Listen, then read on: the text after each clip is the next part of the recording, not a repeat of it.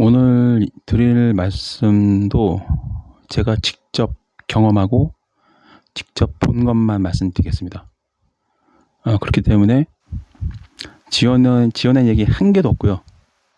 그냥 100% 실경험한 얘기입니다. 그래서 물론 선택사항이지만 그냥 믿으셔도 됩니다. 네, 의심치 않고 그냥 믿으셔도 돼요.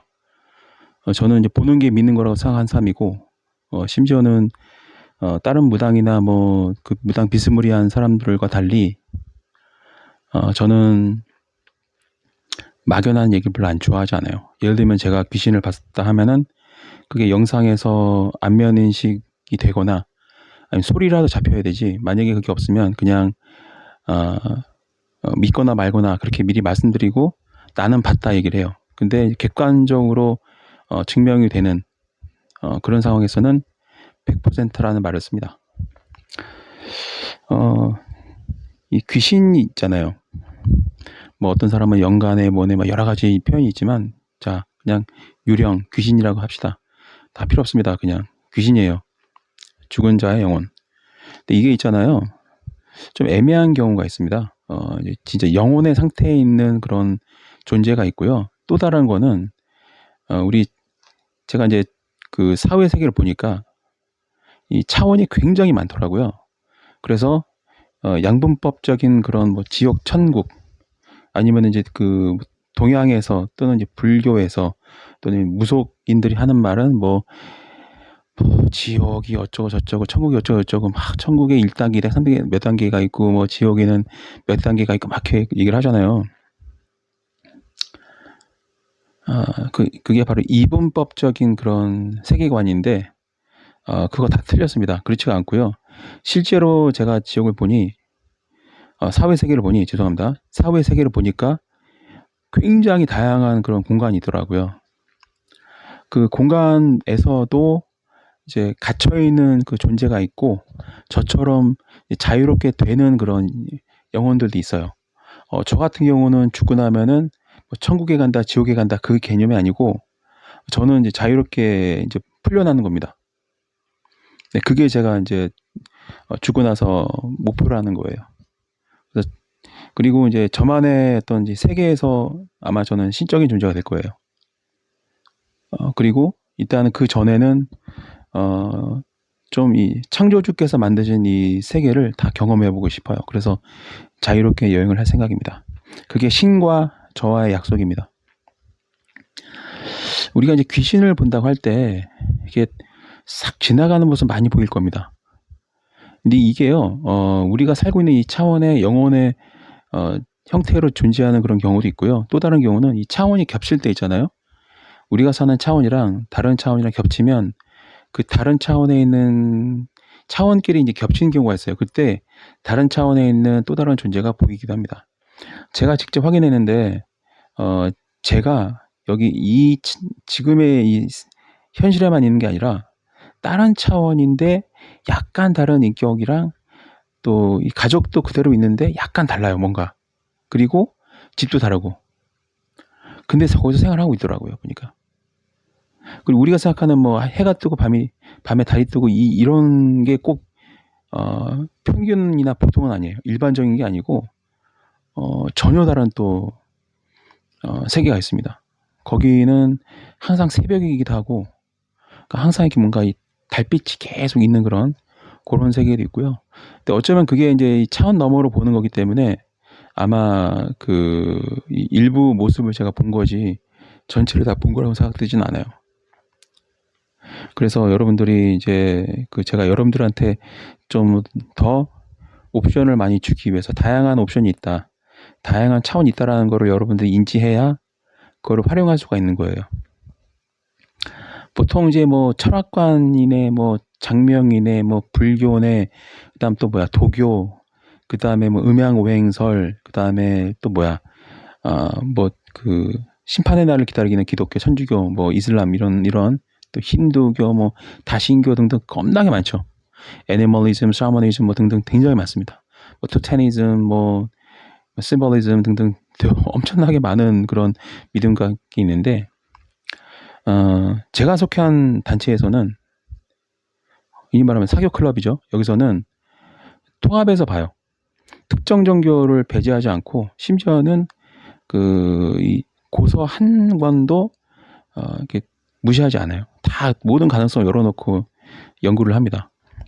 그 중에는 이제 상징에 대한 그런 정의도 있고, 제가 이제 심볼리즘이라는 그런 이제 이 상징주의에 대해서 매우 이제 좀 깊이 있는 이해가 있는 게 상당히 오랫동안 연구를 해왔고, 또 제가 속해 있는 이 사교 모임에서 정말 많은 이 지식들을 주고받기 때문에 좀 세상을 바라보는 눈이 굉장히 오픈되어 있습니다. 어떤 거는 틀리다 맞다 그런 얘기를 별로 좋아하지 않아요. 흔히 말하면 다신교가 틀렸다? 아니에요. 저는 다신교 인정합니다. 힌두교도 다 인정하고 불교 다 인정해요. 다만 이제 어떤 걸 인정하지 않냐면 뻘소리 하는 사람들, 자기 생각 속에 갇혀가지고 점점 더 멍청해지고 무식해지면서 혹세무민이 나는 그런 이제 선무당들, 가짜 이제 선각자들, 이런 사람들은 좀 제가 무시를 해요. 왜냐면 헛소리거든요. 제가 어제도 말씀드렸지만은 이 신내림이랑 타로점이랑 묶어가지고 마치 신내림을 받거나 뭐 신을 모셔야만 타로점을 본다, 이런 거의 뭐 정신 나간 그런 수준의 소리를 하는 이 사람들을 보면서 제가 그런 것도 이제 오프라인에서 많이 봤거든요. 오프라인에서도 그런 얘기 하는 분이 계세요. 아니, 신내림도 안 받았는데 무슨 타로점을 봐, 이렇게 말하시는 분이 계세요. 진짜 많아요. 아줌마 아저씨들 되게 많아요. 진짜 많이 봤습니다. 타로 카페 앞에서 이렇게 떠드는 것도 들어봤고, 그 타로점이랑 신점이랑 헷갈리는 분이 되게 많으시더라고요. 되게 많더라고요. 그러니까 이게 보면은 옛날부터 깨달은 사람은 소수에 그칠 수밖에 없다는 생각이 들어요. 현실적으로 모든 사람이 다 깨달을 수 있는 건 아닌 것 같습니다. 그래서 이 차원이 굉장히 다양해 있고요. 그리고 거듭 말씀드리지만은 또 다른 제가 다른 차원에 굉장히 많이 살고 있더라고요. 제가 경험하기로는 한 3명 정도 봤어요. 나랑 똑같은데 집이 다르고, 근데 신기한 거는 가족으로 있었던 그 형제들이 그대로 또 형제 가족으로 있고, 대신 이제 어떤 새로 못 본 얼굴도 있고 또 추가된 경우도 있어요.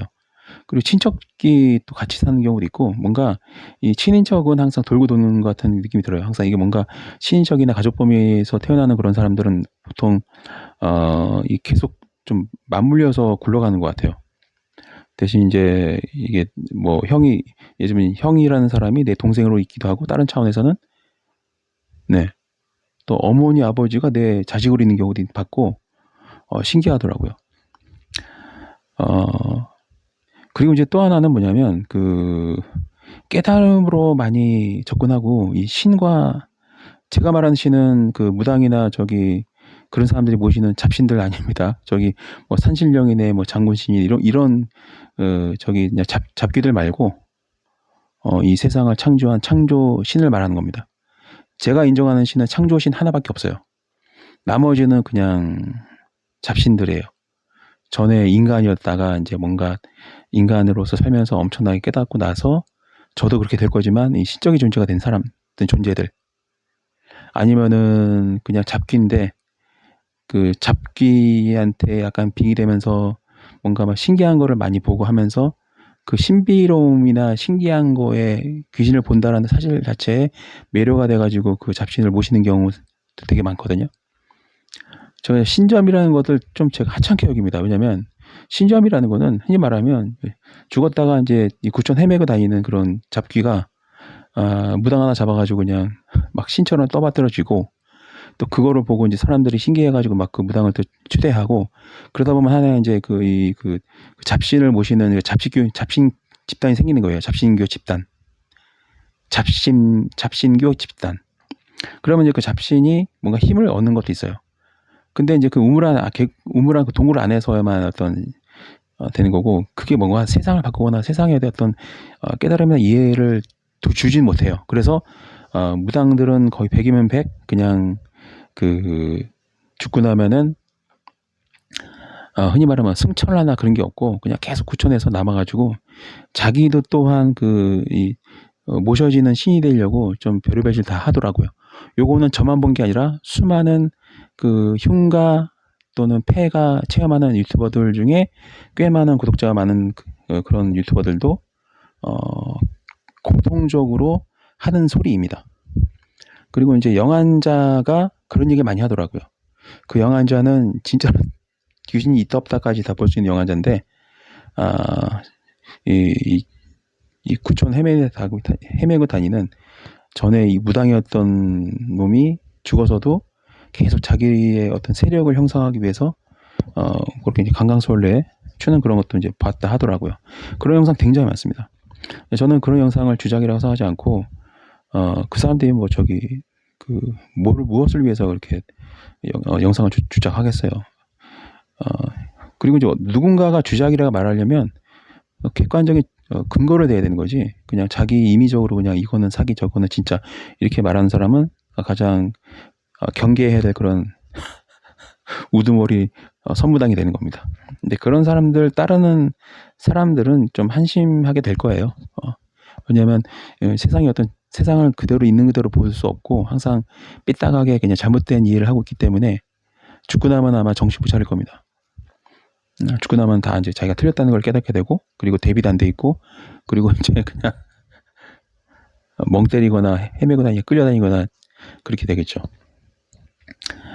그래서 이제 저 같은 경우는 자식이 없어요. 자식을 낳겠다라는 생각을 한 번도 해본 적이 없습니다.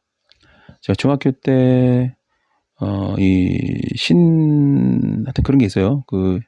신과의 어떤 이제 신에 대한 분노, 그렇게 막 폭발하면서 그때 결심했던 게 이제 자식을 두지 않겠다라는 게 제 결심이었고, 그걸 지금까지 지켜오고 있습니다. 그리고 원래는 진짜로 이제 신의 섭리를 깨달을수록 약간 인간적인 면이 좀 떨어지긴 해요. 뭔가 인간의 본성이 좀 많이 줄어들어요.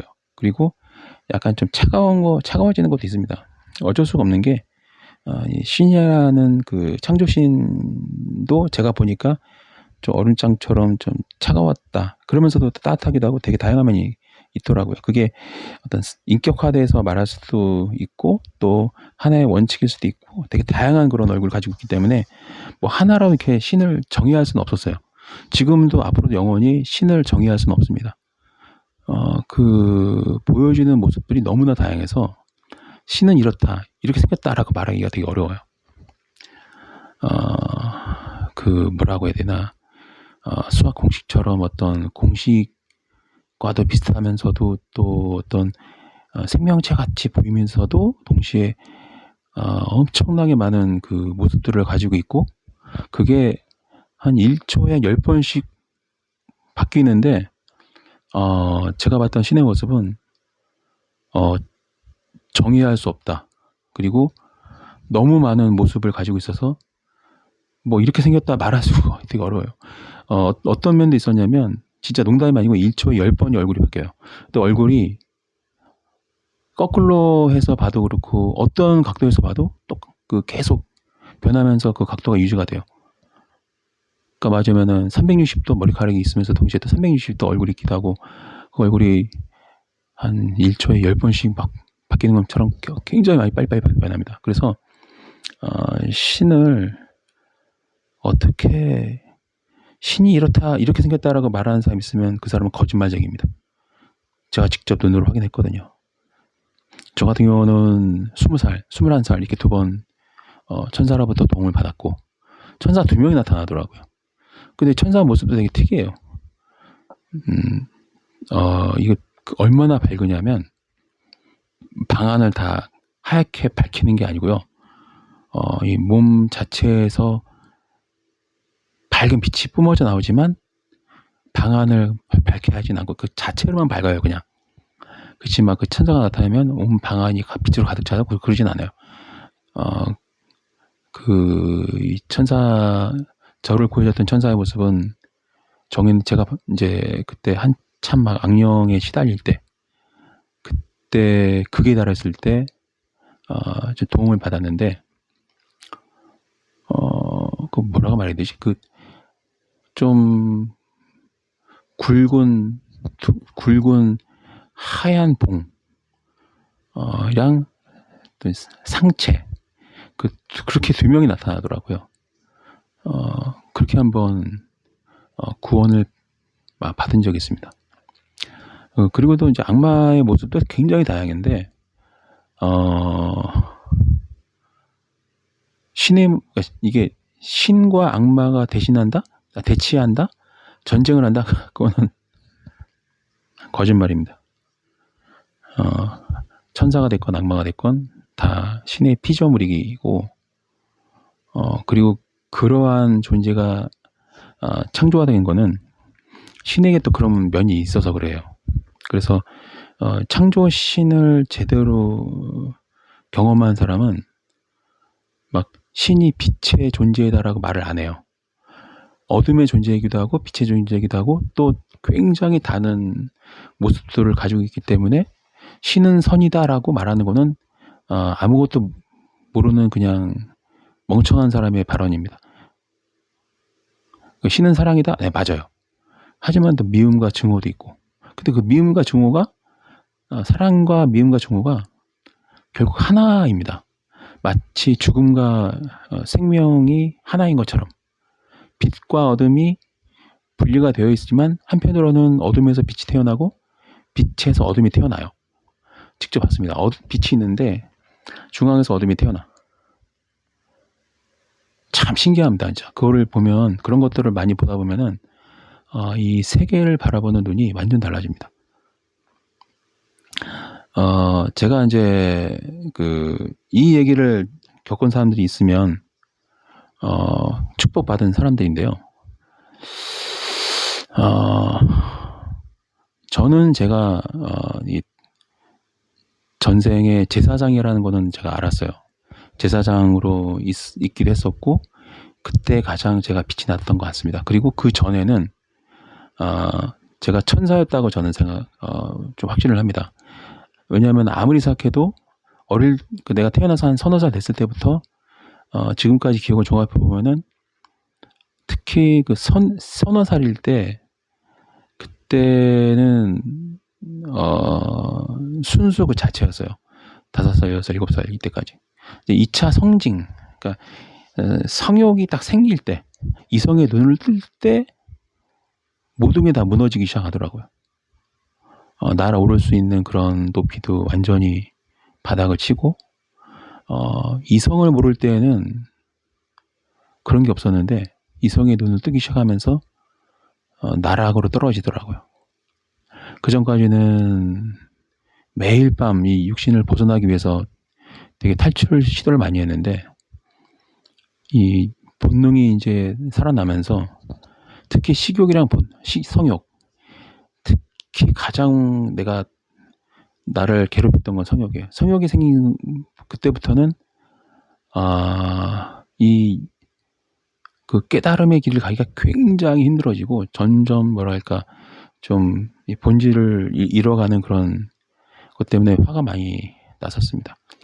특히 저는 초등학교 3학년 됐을 때, 그때 처음으로 이제 육신에 갇혀있다라는 걸 인지하기 시작했어요.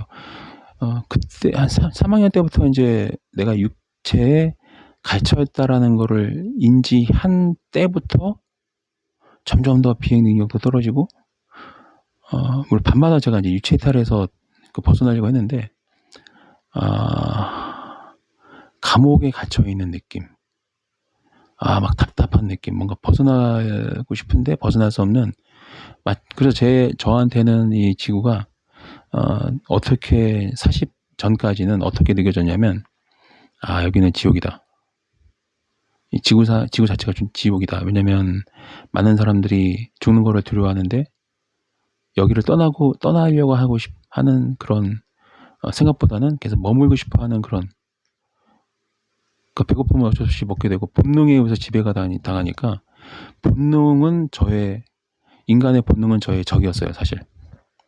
그래서 제가 구도자의 길을 갈 때 이 식욕을 완전히 적대시해서 하루에 한 끼 먹을까 말까?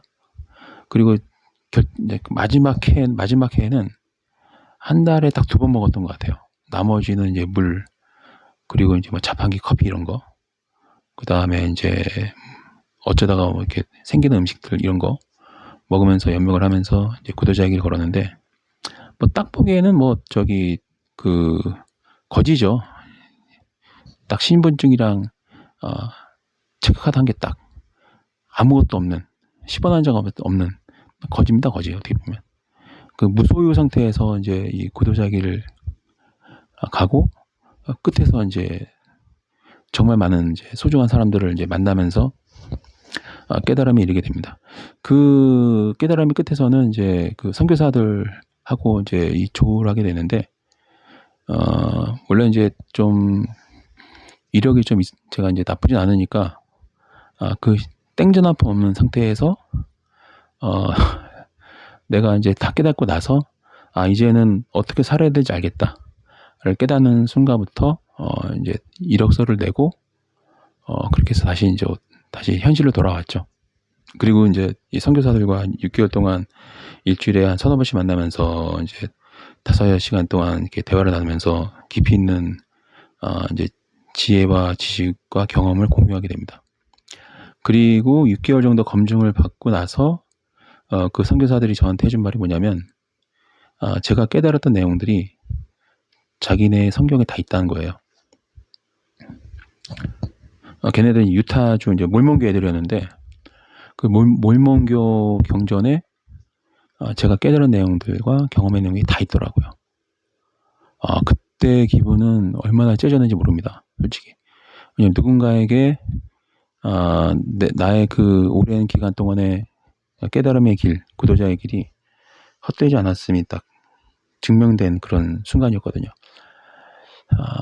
그리고 나서 이제 그 특별한 단체에 이제 가입을 하게 되고, 교류를 하게 되었죠.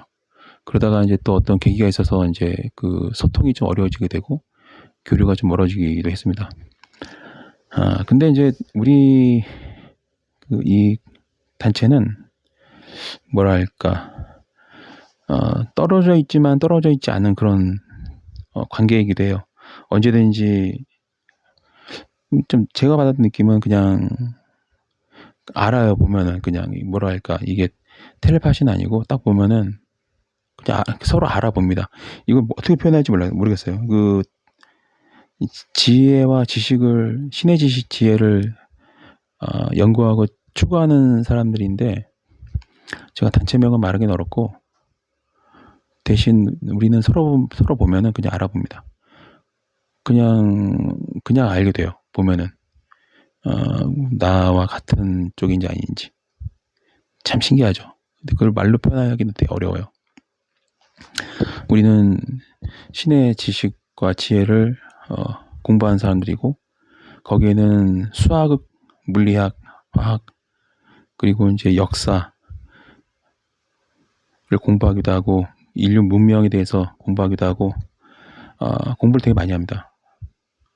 그래서 직업도 되게 다양해요. 의사도 있고, 과학자들도 있고, 뭐 군인도 있고, 그리고 저처럼 주술사도 있고, 또 선생님, 뭐 그 카펜터, 그다음에 이제 카센터에서 말하는 엔지니어도 있고, 뭐 그 카페에서 일하는 서비스맨도 있고, 되게 많은 다양한 직업을 가지고 있어요. 근데 항상 모이면은 우리는 이제 신의 그런 지혜에 대해서 정보를 공유하고 연구하고, 네, 그러기도 합니다. 주술 같은 경우는 그 이제 아무것도 모르는 그런 이제 무식한 놈들은 그 이 무당, 스님 요거밖에 모를 거야, 분명히. 근데 여러분 아셔야 될 게, 그 종교와 무관하게 주술은 존재합니다. 예를 들면 기독교인 중에도 주술을 사용하는 분이 계시고, 천주교 신자, 뭐 이슬람 신자, 그다음에 힌두교 신자 등등, 종교와는 상관없이 이 통합적으로 우리가 이제 인간 사회에서의 내려오는 그런 수많은 역사와 유적들로부터 이제 지혜를, 지식을 우리가 이제 연구하고 발굴하고 그러기 때문에, 뭐 굉장히 많은 종교에 생활하고 있는 분들이 많이 좀 통합되어 있기도 해요. 저 같은 경우는 그래서 불교도 공부하고, 기독교도 공부하고, 천주교도 좀 들락거리고, 또 이슬람 무슬림들과 또 정말 많은 대화를 많이 나누고, 교류도 하고, 한 4년, 5년 정도 이제 서로 이렇게 논쟁도 하고, 정보도 교환하고, 그랬던 것 같아요. 대신 제가 이제 힌두교 신자들은 만나보지 못했고요. 그리고 이제 기타 사람들도 이제 만나보지 못한 사람도 많습니다. 대신 이제 어떤 그 아프리카에라든가 멕시코 뭐 이런 데서 이제 쓰는 이제 주소 같은 경우는 간접적인 그런 뭐 책이라든가 컨텐츠를 통해서 이제 연구를 많이 하게 되겠고, 직접적으로 제가 연구한 거는 몇 달은 안 돼요. 이 대화법은 대화를 나누면은요, 머리를 시원하게 해주는 그런 현자들이 있고요. 대화를 나누면 나눌수록 머리를 지근거리게 만드는 그런 고구마들이 있어요. 거기에서 제가 이제 대화를 하면은 이 사람이 얼만큼 깨달았는지, 어느 정도 지식이 있는지, 그걸 파악을 하게 되는 것 같아요. 대화를 하다 보면은 꽉 막힌 사람이 있고요. 그 다음에 운반한 개구리처럼 개굴거리는 사람들이 있고, 반면에 막 지식과 지혜가 이렇게 뿜어져 나오는 그런 현자들도 있고요. 현자들은 좀 대화를 나누면 나눌수록 머리가 시원해진 게 있습니다.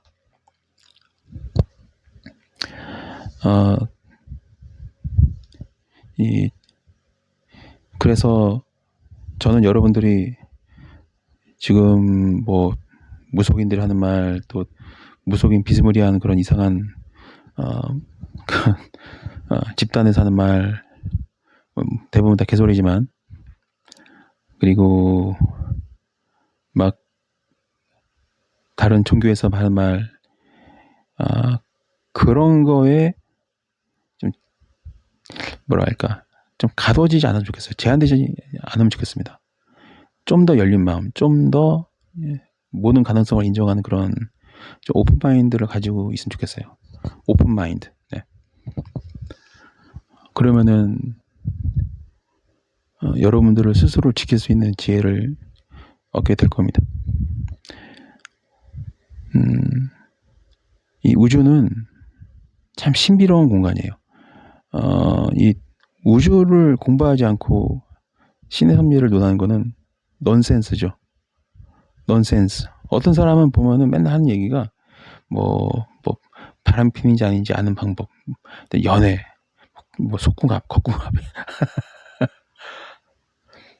그런 것만 주구장창 떠들어대는 사람이 있어요. 그러니까 제 눈에는 그냥 벌레로 보이는 거예요. 그냥 벌레. 오로지 본능. 그런 것만 떠들어대는 그런 무당, 뭐 법사, 술사, 뭐 그런 이상한 존재들이 있어요.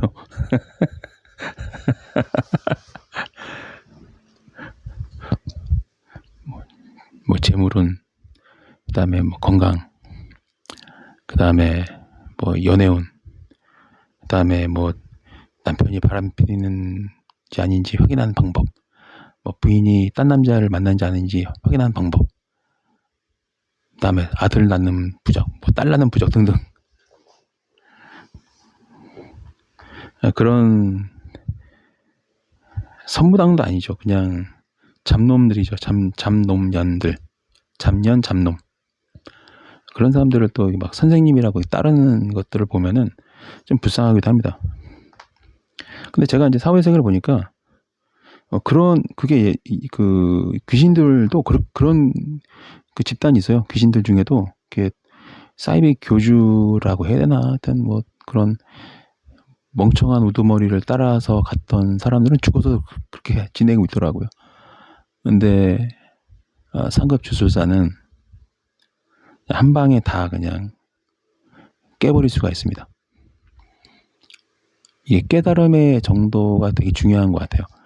뭔가 왜냐하면 이게 주술이라는 거는 어떤 세계관도 만들고 그 세계관에서 원리 원칙을 통해서 주술을 어떻게 사용하고 주술 힘이 어디까지 갈 수 있고 등등을 좀 알 수가 있거든요. 근데 이제 맨날 뭐 저기 몇십 명 모여가지고 막 빙빙 돌면서 뭐 영역을 키우고 저쩌고 막 자기 세력을 만들고 그 세력들로부터 이제 힘을 얻는 그런 신적인 존재가 되려는 그 잡신지향하는 그런 것들을 보면은 그냥 바퀴벌레 같이 보이기도 합니다. 진짜로 제 눈에는 바퀴벌레예요. 존벌레들. 벌레들은 막 그 안에서 왕국을 만들어서 군림하고 지배하고 피지배 당하고 그러다가 홍수라도 나면 다 쓸려가잖아요. 근데 홍수가 뭔지를 인지를 못하죠. 그러면 안 돼요, 여러분. 이게 이 깨달음이라는 거는 이 과학적인 부분도 마찬가지예요. 이 여러분들 진짜 깨달으려면 제가 이제 원래 이공계였다가 이제 문과로 바꾸는 경우거든요. 원래는 이과였는데 이제 문과로 바뀌면서 이제 문학도 공부하고 법학도 공부하게 된 거예요. 언어학도 공부하게 되고 그러다가 이제 그 뭐 외교관 시험도 준비하고 또 중간에 어떤 또 가정 내 어떤 문제로 또 이제 변호사 이제 사법고시에서 전환이 되고 이렇게 보다가 사법고시 공부하다가 이제 너무 깊이 들어가면 잡하게 돼가지고 이제 철학적으로 빠지는 경우들이 많거든요. 내가 왜 이 공부를 하는가 하다가 공부를 하다 보면은 많은 걸 공부하다 보고 이 법이라는 거 안에는 인간의 모든 그 오육 칠정이 다 묻어 있고 그냥 인간사의 모든 굴레가 담겨 있기 때문에 공부하다 보면은 다른 쪽으로 빠지기 되게 쉬워요. 그래서 이제 진짜로 학문의 길을 가게 되면은 시험 합격이 벌어지게 되고 단순 반복하게 그냥 문제집 풀고 하면서 하는 애들은 이제 시험에 합격하고 그런 거거든요. 근데 저 같은 경우도 제 친구들도 그런 애들도 많지만은 좀 다른 쪽으로 많이 빠지게 되는 그런 너무 깊이 들어가면 시험하고는 좀 거리가 멀어지는 것도 있습니다. 뭐 돌아보면은 오히려 지금이 더 나은 것 같긴 해요. 그냥 시험 문제만 연락에 풀고 그냥 점수 얻어서 그 법조인이 됐으면 과연 내가 이런 심도 깊은 또 무소유의 구도자의 길을 걸을 수 있었을까? 저는 그러지 못했을 거라고 생각합니다. 원래 이제 주변에서 검사 하면 잘할 것 같다 그래서 이제 사법고시 준비했던 거거든요. 근데 이제 돌아보면은 만약에 검사로 활동했으면 그 인간의 어떤 권력 관계에 깊숙이 연루가 되면서 이런 종교적인 어떤 철학적인 또 신에 대한 어떤 섭리에 대해서 이해하려고 하는 그런 생각을 하지 못하고 그 권력이 주는 힘이 주는 그런 거에 취해서 오만방자하게 살지 않았을까 싶어요. 없는 죄도 만들 수 있는 게 사실 검사의 직업 특성이기도 합니다. 네. 검사들은 맘만 먹으면 없는 죄도 만들 수 있거든요. 왜냐면 털어서 먼지 안 나오는 놈은 없어요. 제가 이제 방송할 때에도 약간 좀 그런 기질이 있어요. 그래서 보면은 좀 제가 이제 해부 분석을 좀 잘하는 사람이 그게 제 이제 전문 분야이기도 하고 아주 그냥 해부 분석을 어떻게 하냐면 1mm 사람을 해부를 해가지고 탈탈탈 털어요. 그리고 이제 제적 전체를 분석하고 종합한 다음에 정의를 내리고 이제 분류를 하고 그렇게 합니다. 그러니까 물론 아직까지 그렇게 이제 뭐 방송할 기회는 몇 번 없었는데 예전에 이제 다른 방송할 때 좀 인기가 되게 높긴 했었어요. 그때는 이제 해부 분석이 제 전문 분야니까 진짜 막 1mm씩 자르면서 해석을 하거든요. 분석을 하거든요. 어떻게 보면 되게 냉소적인 그런 느낌도 있고 재수없다라는 느낌이 들 수도 있고 한편으로는 속 시원하시기도 할 거고 그리고 이제 되게 관점이 다양하기도 하고 그렇습니다. 이제 그래서 그런 이제 그 분석적인 재능이 신의 섭리를 깨닫는 데 많이 도움이 되게 했습니다. 굉장히 깊이 들어갔죠. 6개월 동안 도서관에서 거의 살았고 하루에 뭐 바다빵 1개 이런 걸 하나 때웠던 것 같아요. 그때 거의 뭐 도서관에서 죽자 그런 각오였으니까 도서관에는 책을 거의 다 읽어봤던 것 같습니다. 대신 소설은 안 읽고요. 저는 무조건 전문 서적만 봅니다. 전문 서적이랑 거짓말이 안 보태어 있는 자서전, 미인전 이런 거 많이 읽어요. 역사책도 계기별 사건에 막 나열되는 책은 안 읽고 역사 해석을 하는 책을 읽고요. 그렇습니다. 그런 이제 고고학 되게 좋아하고요. 저는 이제 고고학을 되게 좋아하는 사람이에요. 왜냐하면 과거의 그 유적들이나 그런 유물들을 보면은 되게 뭐랄까 많은 것들을 가르쳐주는 그런 기회를 주거든요.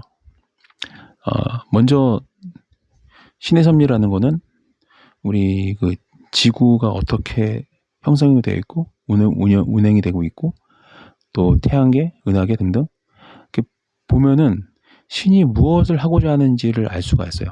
근데 그걸 알려면은 엄청나게 생각을 많이 해야 됩니다. 이 눈을 활짝 펴놓고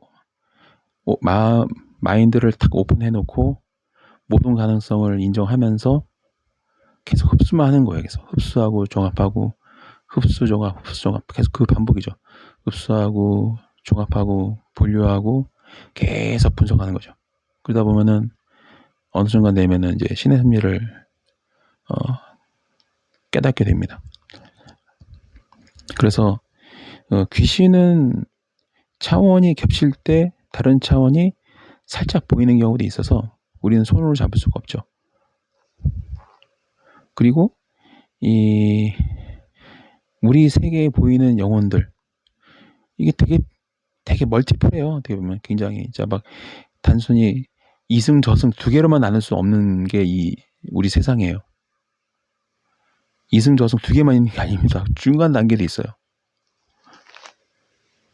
이 세상을 음양 오행 이걸로만 보는 거는 진짜 멍청한 겁니다. 신의 그 섭리는 공부를 하면 할수록 참 오묘하고 신비롭습니다. 이게 단순 이분법으로 볼 수 있는 게 아니고 정말 다양하거든요.